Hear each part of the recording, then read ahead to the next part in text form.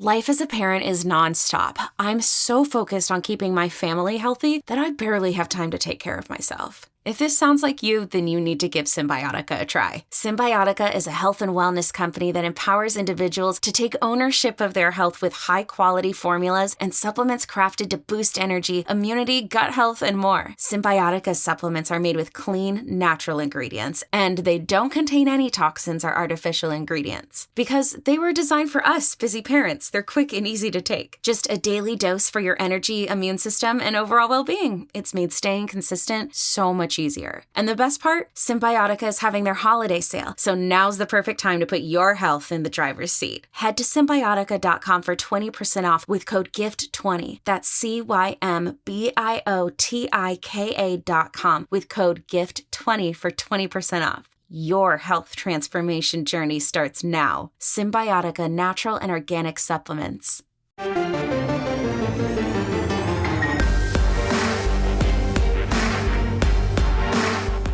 You've discovered your link to GoPowerCat.com's PowerCat podcast. Now, here's your host, GoPowerCat.com publisher, Tim Fitzgerald. Welcome to the PowerCat Insiders podcast. A little bit different flavor today with what we're doing.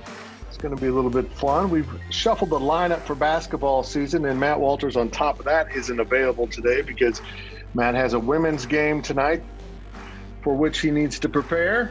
And boy, Matt Walters needs a lot of time to prepare. I'm telling you, folks. I'm telling you. And also Ryan Black has stepped out for basketball season. He'll still sub in once in a while. But we have a group of former K-State basketball players that are going to be part of the Insiders podcast. And two of them are with us today. Jay Heidrich, who is better known nowadays for being the spouse of Missy Heidrich. Which, you know, Jay, I'm sorry, man. You get no argument from me. Yeah, it's just the way it is. And former Kansas State point guard Chris Griffin are among our panel. We'll have a couple other guys. We'll bring them in later as the season goes. And our own Ryan Gilbert joins us today to talk about hoops. And we're sponsored by Blue Mark Energy. Does your company or your employer spend $4,000 or more a year on energy bills? Would you like to reduce those costs by 25% or more and maintain the same level of service and reliability? If so, it's time to speak with Blue Mark Energy. Blue Mark Energy, K-State owned and K-State proud. Let's just dive in, guys. Jay, give me your overall thoughts on this Kansas State basketball team and the state of the program. And after you're done talking for 20 minutes, we'll take a commercial break. you know very well, huh? One word to describe it would just be young. And I've talked with a lot of different people about this, and talked with Chris and a couple others via text about this too. But you know, I don't think you can understate the impact of not having a lot of upperclassmen is having on this team. I don't care what AAU program you came from. I don't care how many games you played, what circuit you played on, unless you're one of the top 50 kids in the class and one of those just truly elite NBA type players.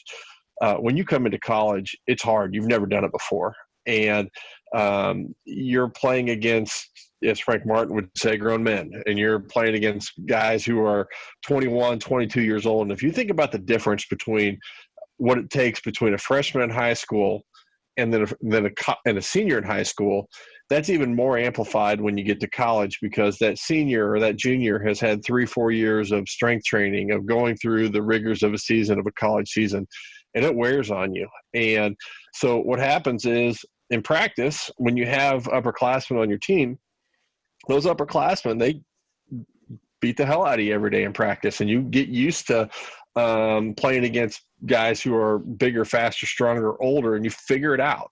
But that happens in practice. And what's happening with this team now is that's happening, but it's just happening on TV every week.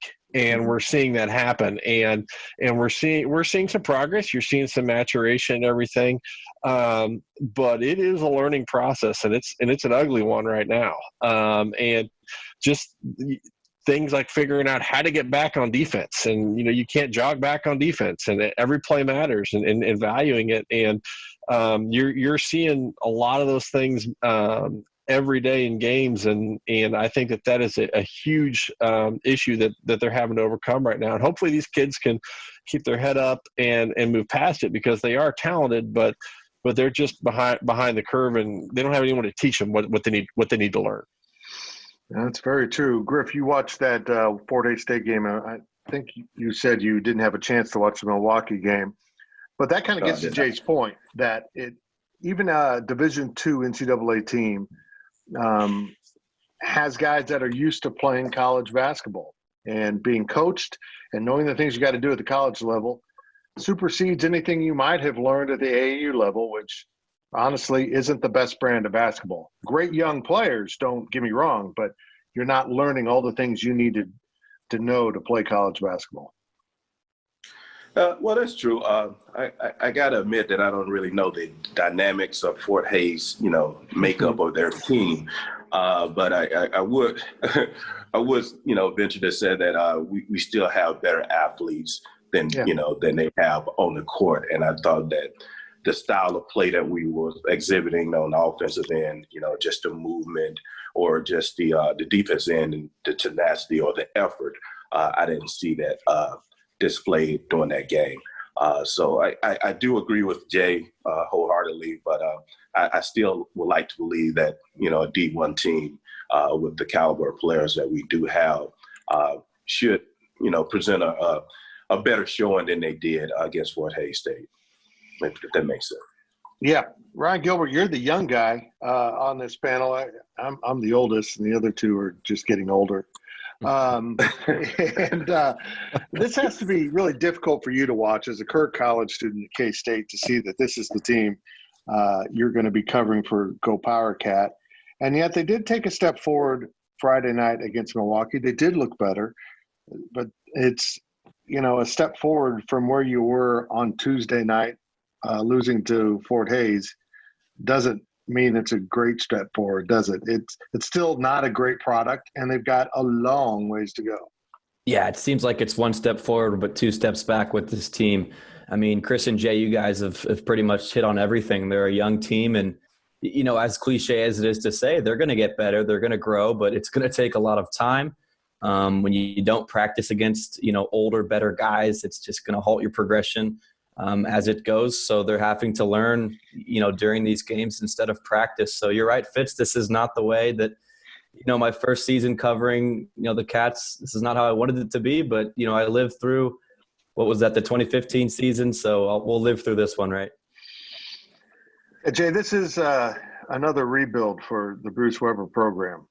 Something I know that we've talked about. It's difficult to go through another one of these. And we also recognize the fact that this happens. I mean, you do have downturns at times, but this is more than a downturn. This is a complete rebuild from the ground up. And how patient should fans be with this process? Every year I get in debates with people about how, making the NCAA tournament, is that a bellwether? Is that not a bellwether? And I personally don't believe that you look at the NCAA tournament as something that defines a season or a coach, whether or not, 50 people sit in a conference room decide you're worthy of postseason. I don't think that necessarily defines you. And from my standpoint, I think this year in particular, I don't think that K-State fans can look at it just as pure wins and losses. I think that you have to look at it from a standpoint of, like Chris said, what's the effort that you're giving night in, night out? Do you see progress? Do you do that?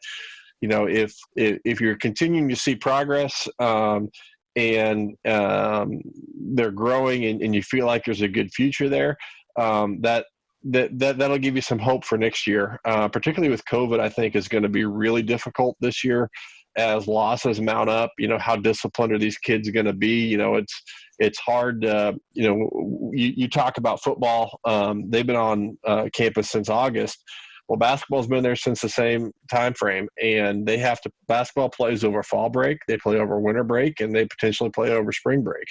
And so that is a long time to be on campus, and it's also a long time to ask kids to essentially remain in a bubble and don't be college kids. And as losses continue to pile up, that's going to be really, really hard for a young team to do in particular. But if you can get to the end of the season and feel like they've shown effort, they've improved in the areas where they need to improve in, and there's hope, then that'll buy some patience. But you get to March or April, and you're still seeing effort issues, you're still seeing lack of discipline issues. You see 2 or 3 more kids transfer out of the program. That's going to be a wholly different analysis that I think that K-State fans need to look hard at. Griff, you kind of brought this up. It sounds like an old basketball coach here. You can't always control the ball going in the basket, but you can control your defense and your effort, your rebounding, your how hard you play. I think that was the most discouraging thing I saw against Fort Hays was they just didn't have the want to.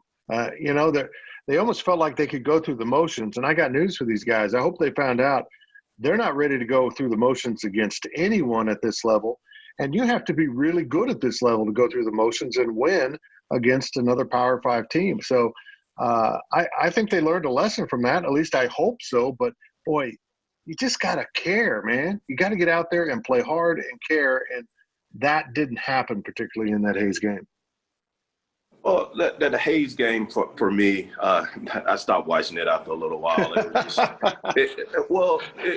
I would like to think that my time at K-State, I played hard, played defense. I did all the little things, my time there as a, career point guard there at K-State.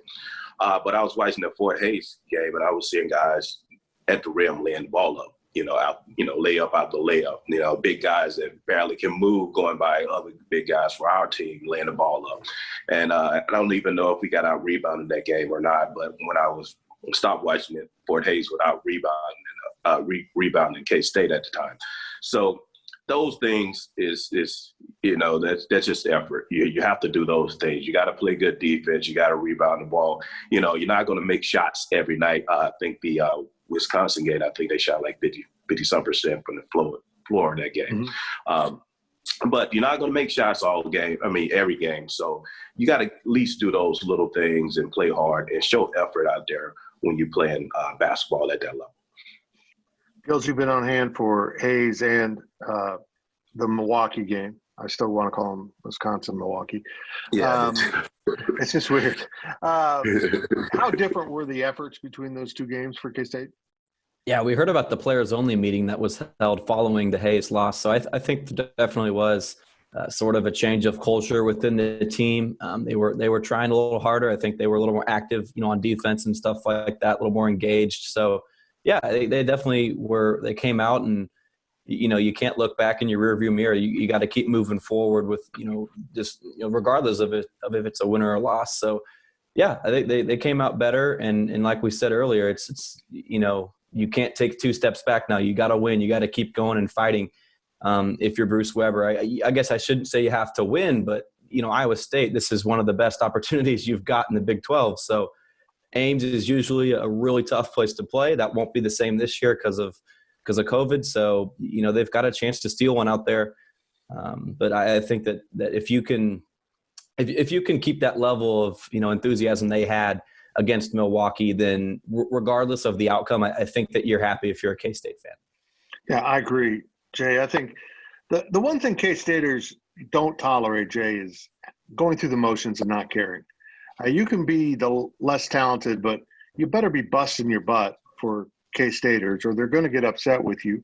They did play harder against Milwaukee. They do open play Tuesday night and conference play tomorrow night at Iowa State. As Gills said, that this is one of the games that they can win in theory in a conference year that is absolutely loaded for the Big 12. There are 3 teams that would be considered unloaded, might you say, Iowa State, TCU, and K-State, and here's a matchup with them, and yet they're not even close to ready for this. I wouldn't be surprised if this is a 20-point loss. Am I being pessimistic? Yeah, who knows? I mean, I don't think that it's going to be a cakewalk by any stretch, and I haven't seen a line, but I would suspect Iowa State's pretty heavily favored in this. These are the things that are going to be huge, where again, little things. If you get a dunk and you turn to the bench to flex, guess what? Iowa State's going to be shooting a 3-pointer by the time you're done flexing. This is the type of game where effort's going to be even more so important, because you're not going to have time to think about what just happened, because Iowa State's going to be moving the ball down, forcing the issue. And it's going to definitely present a challenge on a young team too. And Iowa State is known as up and down 3-point shooting, and they are, but that's going to mean long rebounds. It's also going to mean that Iowa State, they're a sneaky rebounding team too. They'll come in and get a lot of cheap buckets on you, get a lot of cheap buckets in transition as well, and particularly if K-State plays small. And particularly if they don't, they try to play big with Bradford and Ezeagu if he's back. But those guys have potential to affect the game and go to K-State's strengths of getting the ball inside. But they've just got to keep growing and be ready for again, it's something they don't know what they don't know, and they don't know what's coming in Ames, and it'll be interesting to see how they respond. Chris, we keep hearing from Coach Weber that they haven't worked on inbounds passes, and they haven't worked on full court pressure, and they haven't worked on this and that. And I'm beginning to wonder, how far behind is this team for a number of reasons. First of all, they weren't supposed to be this young. And they had some guys transfer, and really Coach did the best job he could to fill out the roster. I think they actually did a pretty good job considering the situation in which they found themselves. But as a coach, what would be your first things that you would emphasize to a young team? How would you go about constructing? Would it start on the defensive end? Like I suspect that's what Weber and Lowry are doing with this team. Bruce Weber and Chris Lowry, the associate head coach, they are defensive coaches. And yet, if that's the building place, I don't see a whole lot of construction yet, because they were so bad at defense at times. Is that where you start with a new team? I personally would, because I'm a defensive type. I'm a defense guy. So it's easier to give that effort on defense and teach defense, rebounding and all those things, as opposed to the offensive continuity on that end of the court, getting a lot of guys cutting and moving without the ball. But for a young team, you have to instill that defense, especially, when these guys just brought up Iowa State game. They're going to shoot a lot of threes. They're going to get up and down the court. So when you get into Big 12 play, you got to be able to defend the ball, defend penetration, also rebound the ball once you defend as a team. 5 guys defending as a team, make sure you close it out with a good rebound. So I just think that's the easy transition, especially since COVID is going on. I don't know how much practice they're able to do or anything like that.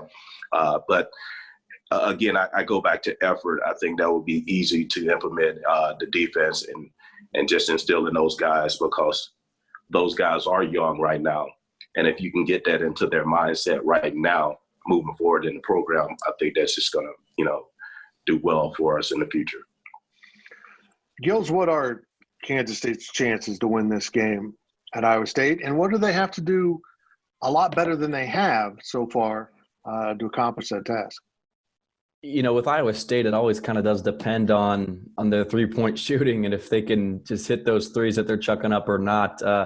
I don't give K-State a good chance to win it, but certainly it's the COVID year. I think that any game isn't safe. So, Davion Bradford and Selton Miguel and Rudy Williams, those 3 newcomers had a really good game against Milwaukee. So they're going to have to continue and build off of that. So, Mike McGurl can only do so much, right? It's Deuce Vaughn with K-State football. It's pretty easy to stop him. Someone else is going to have to step up for you if you want to win. So it can't just be Mike McGurl. He's going to do all he can to lead his team with defense and stuff, but somebody else is going to have to pick up the slack and score points. I wish I could give you an answer as to who that may be, but certainly Davion, Selton, and Rudy, I think one of those guys can continue playing well. It's kind of like you see the ball just go through the net, and it just gets easier from there. The basket gets larger. So I think K-State also needs to perhaps, understand who the scorers are on this team. I don't think DaJuan Gordon should be taking as many shots as a natural 3-point shooter on this team. So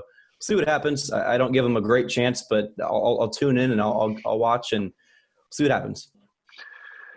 Jay, before we go to break, I want to really, in the second half of the podcast today, I want to hit on positives, which are some of these freshmen, and Mike McGuirl, who is he's been Mike McMahon. I mean, he's been a man, how he's handled this, and it's been really impressive. And I think K-Staters owe a debt of gratitude to Mike for how he's handling this situation. But the sophomore class was supposed to be kind of the foundation for this build.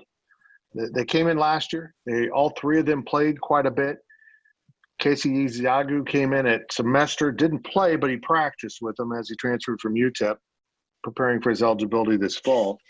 Now we're looking at Montavious Murphy's out with another knee injury. Iziagu's had a knee procedure now, and he's sidelined. I suspect he'll be back more quickly than Murphy. I have a bad feeling about Montavious's situation. Antonio Gordon is wildly inconsistent and has missed a bunch of practice. And DaJuan Gordon has the most ill-defined game I've ever seen from a K-State player. He thinks he's one thing, and he's entirely another thing. He is not an outside shooter. He's a dribble-penetrating, undersized forward that can get in the lane and score. For me, this is the problem. It's not the freshmen. It's that the sophomores have not kind of filled their roles that you need when you're rebuilding a program. They have to play like juniors, and they're not even playing like sophomores right now. They don't seem as if they've advanced at all, even the ones that are healthy. Your thoughts? Yeah, that's been a bit of a disappointment. With DaJuan, I think he needs to go back and watch a lot of film of Barry Brown, because when Barry Brown came into the program, he thought he was a outside shooter as well, and spent so much time just shooting balls from the outside. When Barry Brown became the player that we remember Barry Brown being, is when he realized that he could get to the hole. And if he got and became the 3-point shot became something he could do, but wasn't his first option. And so Barry Brown started getting to the hole, which opened up opportunities for other people, because it forced defenses to rotate, things like that. That's the biggest problem with K-State's offense, is that they don't do anything to make the defense rotate. They're easy to guard. They stand out and they do a lot of standing and dribbling up top. They run a high ball screen. When they try to run some motion, they get lost in principles because the ball sticks, or they don't cut hard. They don't set any screens, things like that.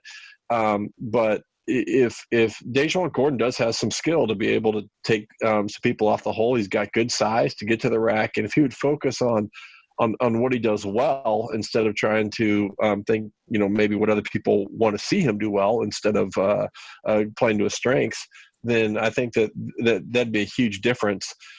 Same thing with Antonio. He's got a lot of skill as well, but I always think there's big guys get lost in the track.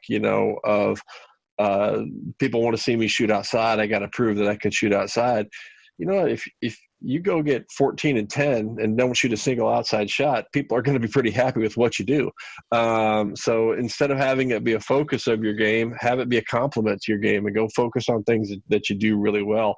I think that's where the sophomore class is really struggling right now, is just trying to find out, what they are. And to be fair, it's, it's completely asking too much of any of these kids to be thrown into situations where they are, to be able to say, all right, I need you to freshman and sophomore to go, be Big 12 frontline caliber players and play against Kansas and Baylor and Texas and things like that. They're just not ready for that yet, and they're learning, but they're just not there yet. But there are some good signs too, though. You mentioned DaJuan Gordon probably needing to go watch some Barry Brown film.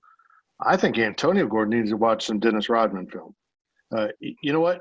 This team doesn't have a power forward right now. Doesn't really have one that is standing out, that can go in there and give you 30 minutes.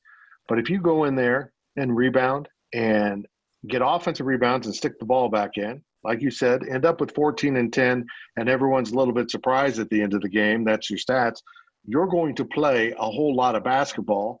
And what will happen is eventually you'll hit a three-pointer because you'll be in the right spot at the right time and need to pull the trigger. Go watch Shane Southwell film. Go watch Xavier Sneed when he played the four for him. I mean, Xavier Sneed, we think of him as this standalone spot-up shooter, but Xavier played a lot of four, and the majority of Xavier's points, they came off of offensive rebounds, getting fouled, getting out in transition. We remember Sneed for being this shooter, but when you look back at history, I don't think he really shows that he was a phenomenal outside shooter. What he did was Xavier played extremely hard and made the most of the situations that he had before him. And I think Antonio Gordon can be that type of player as well. Chris, I'm of the opinion that the biggest gift a coach can give his player or players is a definition of who they are and what they should do.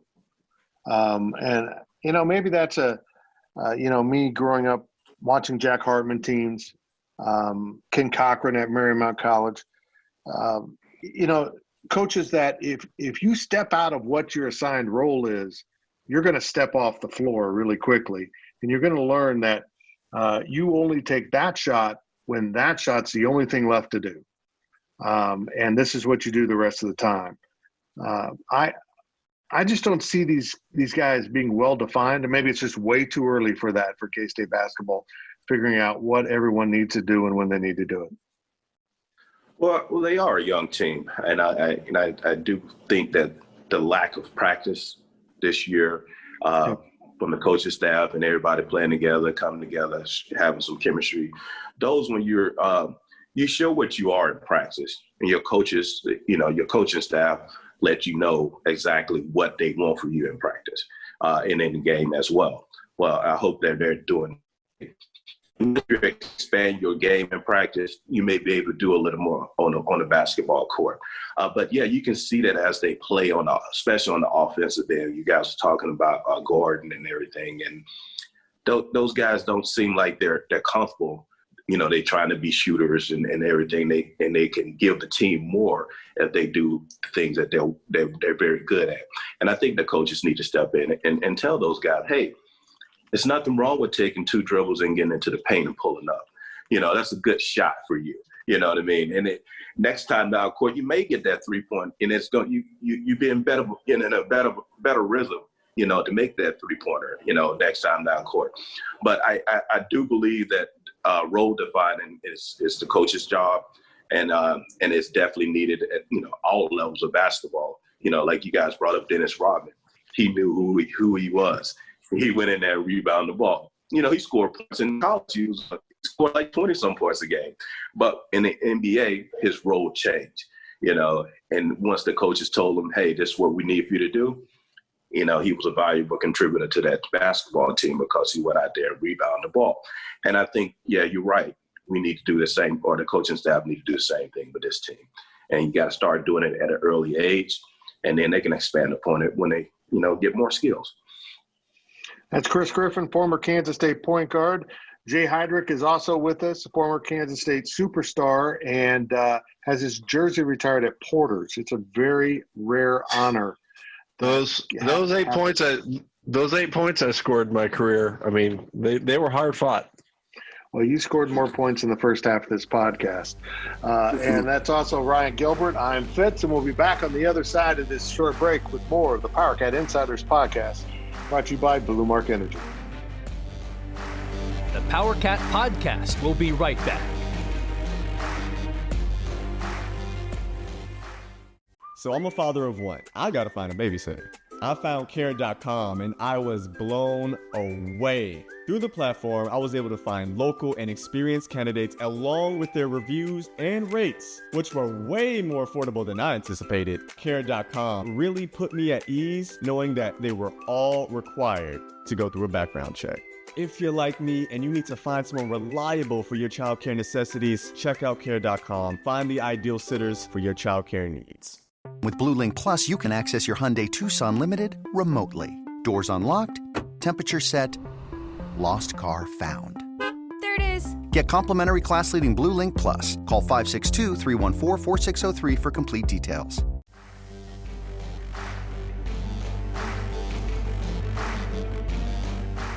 We now send it back to the PowerCat podcast. Welcome back to the PowerCat Insiders podcast as we shuffle our lineup for basketball season a little bit. We've got some basketball guys, some former players. Chris Griffin and Jay Heidrich are with us today, along with Ryan Gilbert. Matt Walters is off preparing for Monday night's women's game for the Wildcats. He's got the radio side. Ironically, Jay's wife, Missy, has the TV side. Jay, I really do enjoy Missy, and I think she does an outstanding job. And I like the fact that tonight, if I want to, I can turn on my television on ESPN Plus and watch a K-State women's basketball game. I think ESPN Plus has been great for K-State athletics. Yeah, I do too. I think it's been great for not only K-State athletics, but especially as a father of a daughter, women's athletics in particular, volleyball, softball, and baseball as well too. All the non-revenue sports that you see out there, it's given a great platform for a lot of people who wouldn't have been able to have their parents watch them play, be able to see them that wasn't available before. Oh, the dogs in the old podcast studio here. Hey, Jay, how are you going to handle it when your daughter gets a scholarship offer from Kansas to play softball? Whoa. I hope that's a problem we have to deal with, but I will say that I'll tell her the same thing that my dad told me when I was going to K-State he said, I'm just happy you're going to school. That's a good point. A very good point. And we're brought to you by Blue Mark Energy, a natural gas products and services provider serving feed yards, hospitals, hotels, manufacturers, and school districts throughout the Midwest. And Blue Mark Energy is a natural gas provider for the Kansas State campuses in Manhattan and Salina. Blue Mark Energy, K-State owned and K-State proud. Well, let's move back to the K-State basketball team as we continue our discussion as the Wildcats prepare for Iowa State on Tuesday night in Ames. They're supposed to play Baylor on Saturday in Bramlage Coliseum. Gills, do you see any chance that game is played? And would you go to Waco, Texas without a mask on? First of all, I would not go to Waco, Texas, probably ever, but with or without a mask. But, we heard Weber say that the game was kind of up in the air for Saturday. That's about all he knows as of right now. Obviously, the big showdown with Baylor and Gonzaga was canceled back last week due to COVID concerns. So, as much as you would hate to see K-State get blown out by Baylor, I think there's always something you can take away from a loss. So giving these guys minutes, it's the same philosophy that goes with Kleiman wanting to play every game he can. I think you want this game to be played, regardless of how bad it may be. You're right, Chris. Baylor's really good from what we've seen. Unfortunately, we got cheated out of that Baylor-Gonzaga game, like Gills just said. But even with a young team, you want them to play that game. You just want them to get the experience. This is the level at which we want you to play eventually. If you're going to win the Big 12, which 2 Bruce Weber teams have done, you need to be able to go toe-to-toe with this type of team. And Baylor's exceptional. You may not be able to beat them, but you've got to compete with them. And I like the idea of playing them right out of the gate and getting knocked upside the head. Just maybe get some sense into them. I don't know. Well, for me is you want it as a measuring stick. So they're what number one team in the nation right now somewhere. So you want a measuring stick.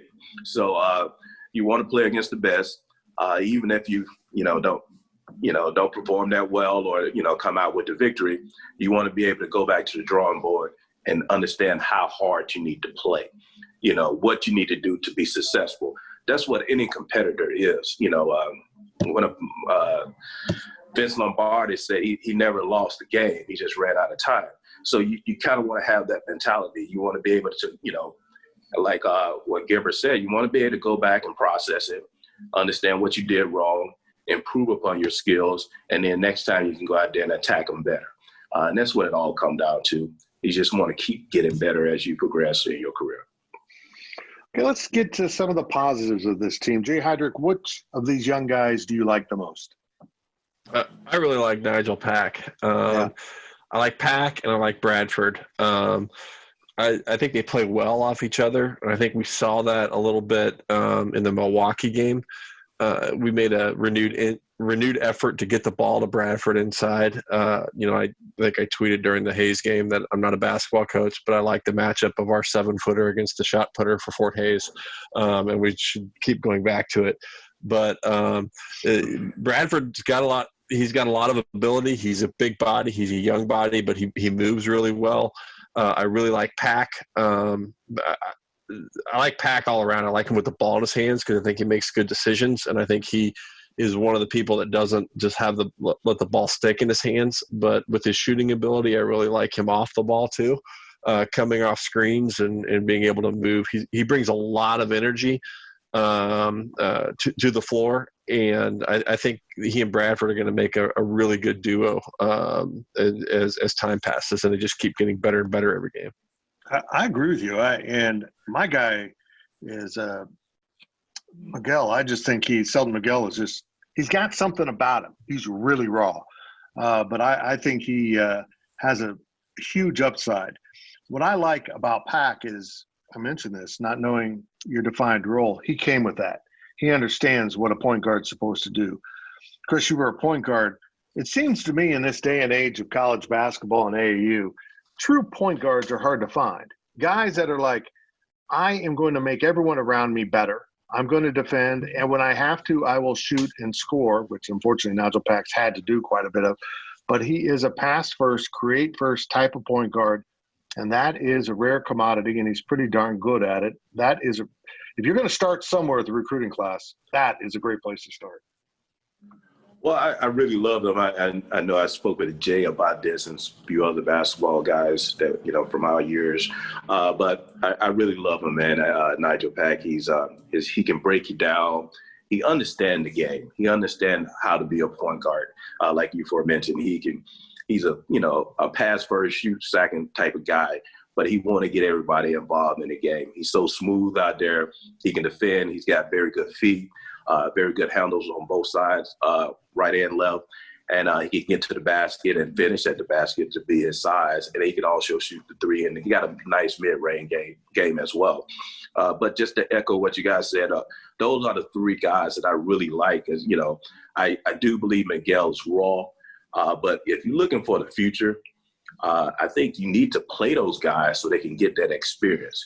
Bradford, Miguel, it's not like the other guys are better. And I know he probably is just playing a lot of different guys, a lot of different lineups, just trying to, because everybody's so young right now. But I really believe those guys would be the core if you're looking at something to, kind of hang your hat on.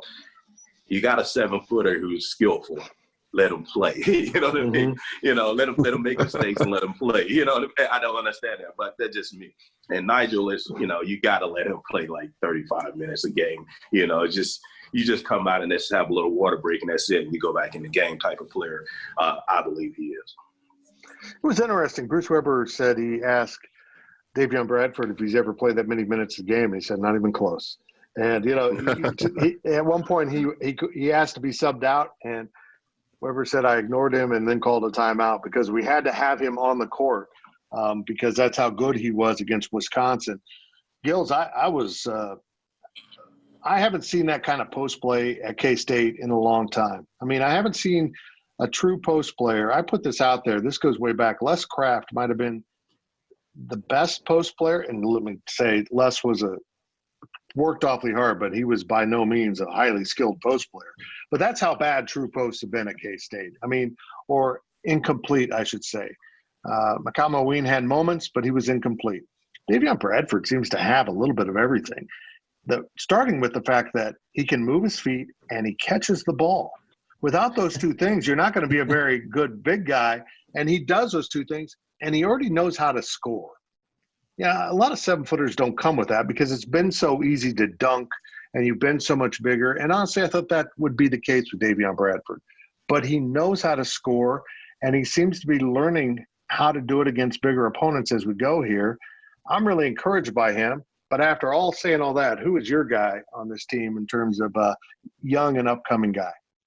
You mentioned a lot of good things about Davion. He is kind of a breath of fresh air to sit back and we have a dominant post that can actually make plays for us. And that's not a bash on Mayween, but you give him the ball down low, you would always just get kind of, oh boy, what's he going to do? Is he going to turn it over? What's going to happen here? So, Bradford's a strong player. It's going to grow a lot, but it's pretty obvious Nigel Pack is, I think, going to be the best player out of these five. We haven't talked about Kazubki at all. We haven't seen him on the court. I don't think he'll be the best, but there'd be remiss if we didn't mention his name just because he's been injured.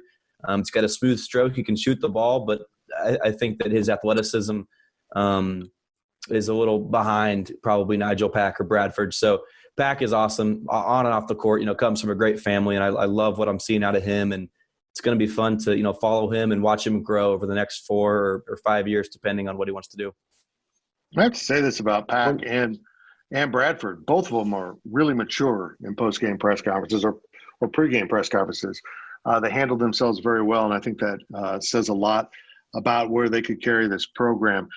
Jay, he mentioned Luke Kazubki that hasn't played yet, and I am in favor of, and this is something these K-State teams haven't had, the sniper, the guy who can come in and change the game.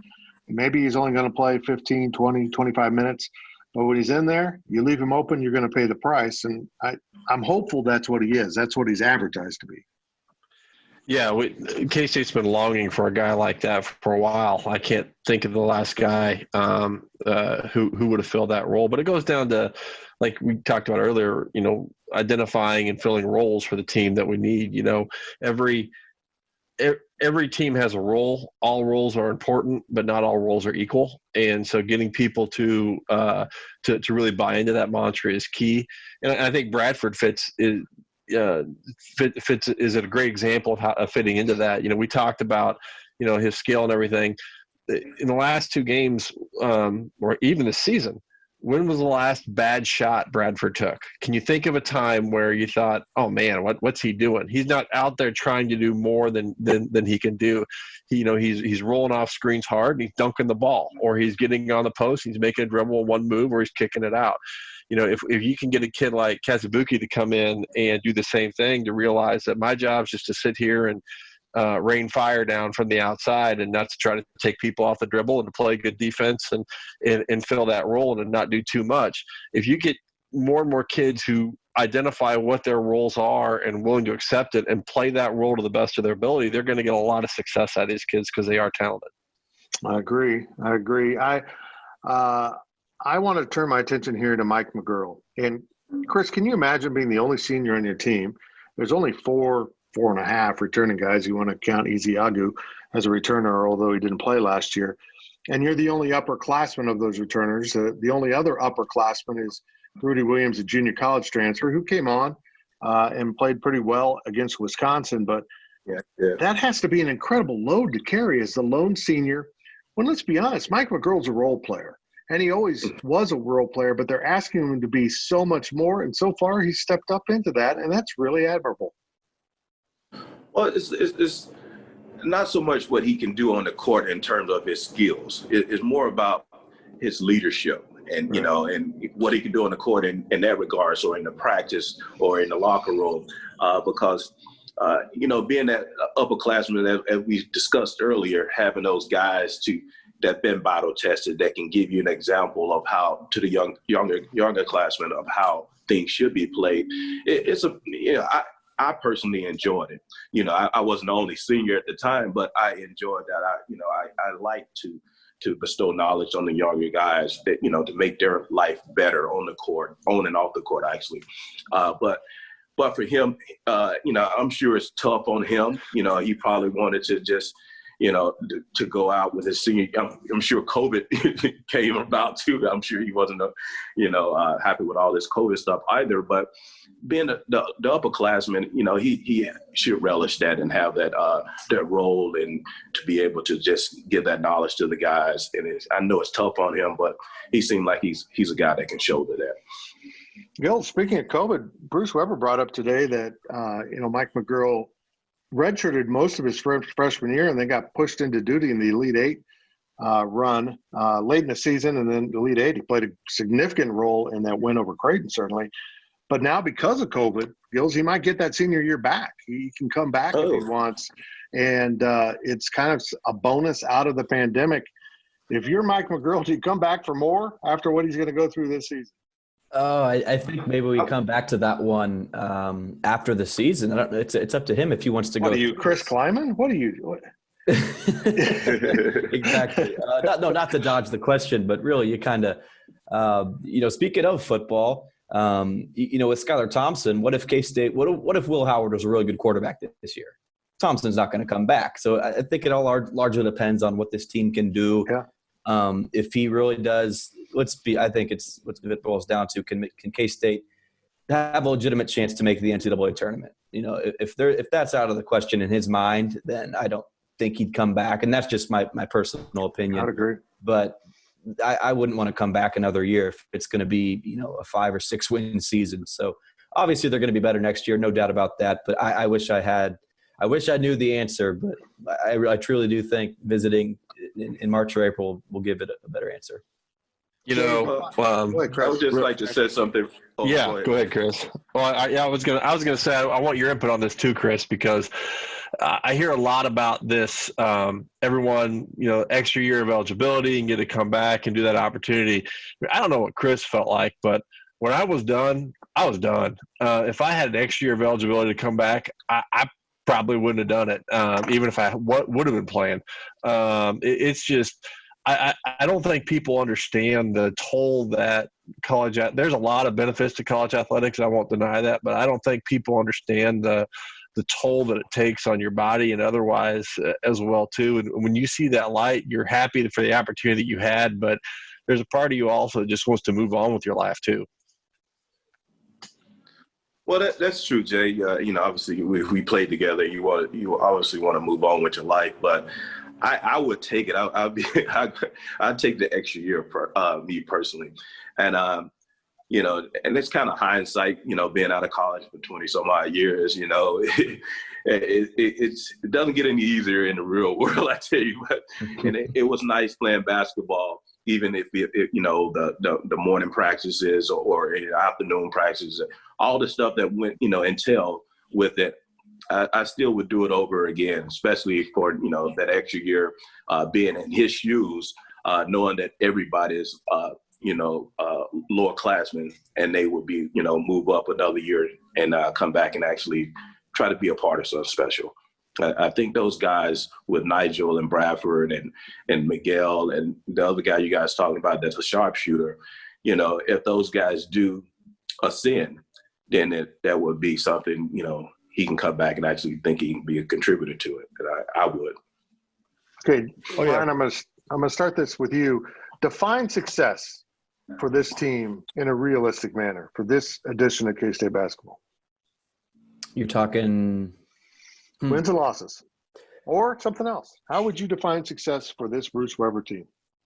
Man, I don't think win-loss is necessarily a good measure, just because it's not going to be good no matter what. And I know that we talked about here making the NCAAs is not, end all be all for a season, but I think just taking stuff away. And if you're a fan, just looking at them and saying, yeah, I'm actually excited that Bruce is still here as a head coach. I'm still excited that these guys are sticking through for next season. I think if you think that to yourself, if you're excited about Nigel, if you're excited about Davion, and that doesn't change from here until the end of the season, then I think that is, I guess, a successful season. Because, wouldn't it suck if K-State was, this was Barry Dean and Cam's senior year, and this was the COVID season, and it was going to be just a train wreck all the way throughout. So, it's the COVID season, and obviously K-State's kind of benefited from that, just because if you are not good, then there's a little bit of an excuse to that. And I know it's not really an excuse, but it's, you can kind of fall back on that a little bit. So I don't know if a win-loss number would be, 7.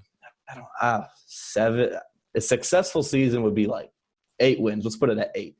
But I think it's more, you got to take away what you see from these guys and how much they care and progress throughout the season. I agree.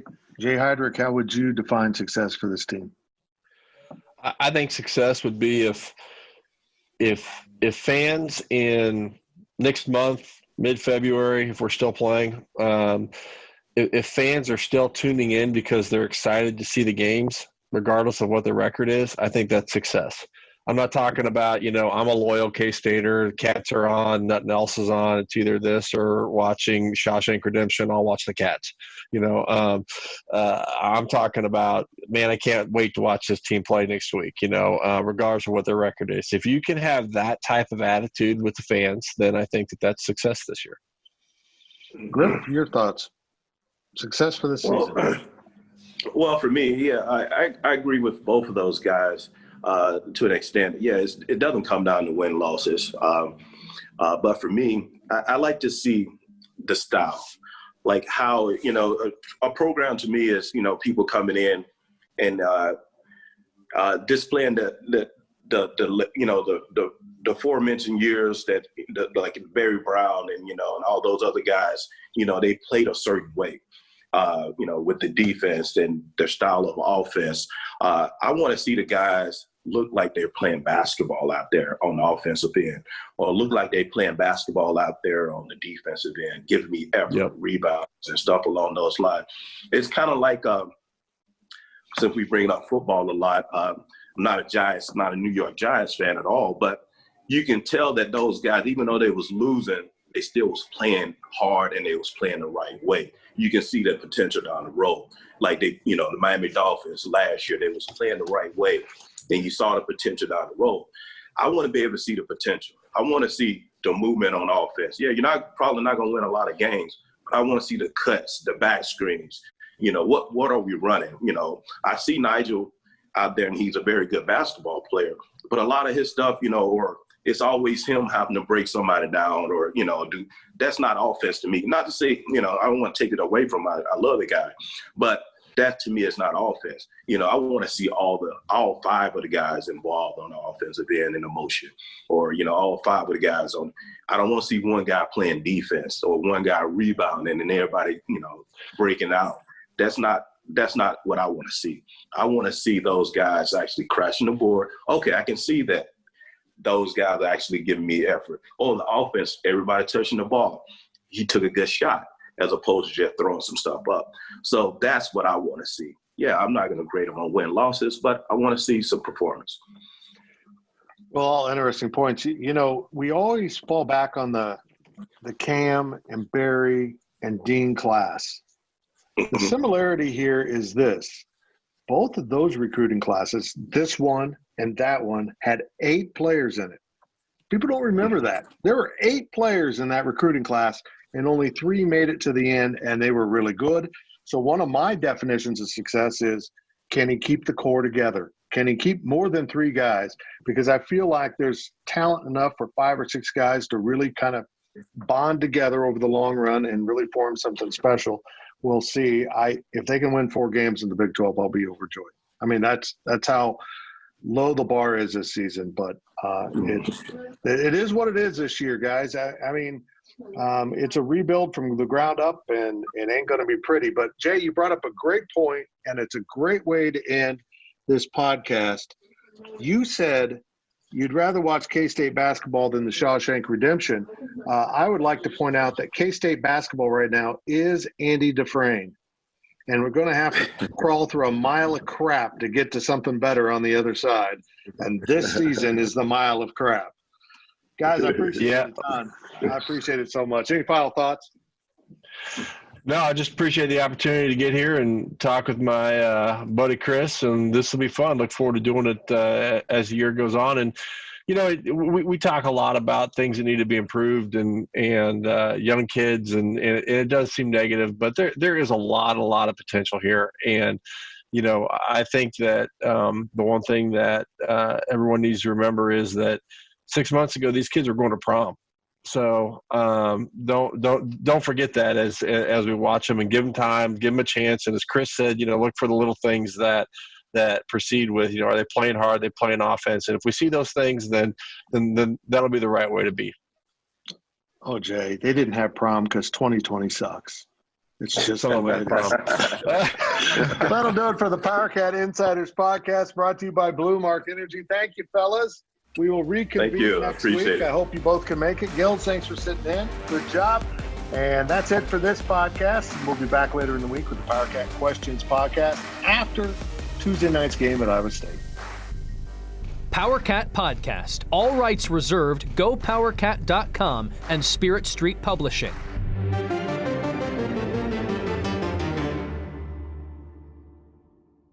Now streaming on Paramount Plus. The choice is lightning in a bottle. When you are associated with something legendary, you're like, what am I supposed to do now? Witness the inspiring true story of Black Sheep's Drez. I wound up with the opportunity to make an album from Dilla's catalog. One of the illest producers ever. The choice is yours. Exposes the journey of one legend carrying two legacies. Even if we fall flat on our face, at least we was trying to be ourselves. Catch the new documentary, The Choice is Yours, now streaming exclusively on Paramount Plus.